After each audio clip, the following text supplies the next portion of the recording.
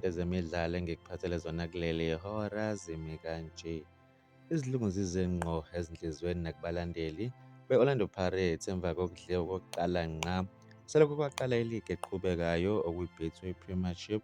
Bedlelwa iStellenbosch ekhaya ngegoli elilodwa 0-. Emdlalweni obuyizolo e-Orlando Stadium ngehora lesithathu ntambama. Umbukelelo esihambweni sokuqala i-Orlando Pirates bekhombise ukuthi uphethe lo mdlalo, okuyikhona okucasula abalandeli be-Orlando Pirates ukuthi ezimnyama bezilokhu zifike njalo emapaleni eStellis, kodwa lutho igoli. Umbukelelo ukuthe ngomzuzu ka-33 uTitus weStellis uthole ithuba lapho khona ebhekene noSipho Chain walivalela enethini elihle igoli. Umbukelelo kwalengisho i-Orlando Pirates isithole indirect free kick yokulinganisa lo mdlalo eqalwe uRelebogile Mofokeng yaqedelwa uMasai Nganye oyishaye phezu kwamapali.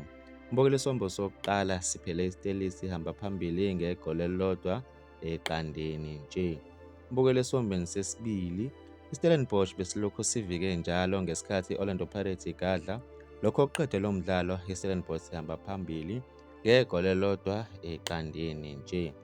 Umbukelelo iStellenbosch sikhuphule kunombolo 3 kwi-log table, kanti ezimnyama zona zehlele ngezansi kunombolo 2 emva kokukhishwa iMamelodi Sundowns ngesikhathi inenebula iseKhukhune United ngamagoli 3-0. Umbukelelo i-Orlando Pirates yona izobhekana neGolden Arrows ngomhla ka-10 Disemba, ebethe iStellis sona sibhekana neMamelodi Sundowns ngomhla ka-18 kuyo nayo lenyanga. Umbukelelo bekuyizona-ke lezi bengikuphathele zona kuleli hora. Bekuvula yakho kwi-comment section. Ngizokubona kwenye ividiyo elandelayo sengiphuma kanje. Usale kahle.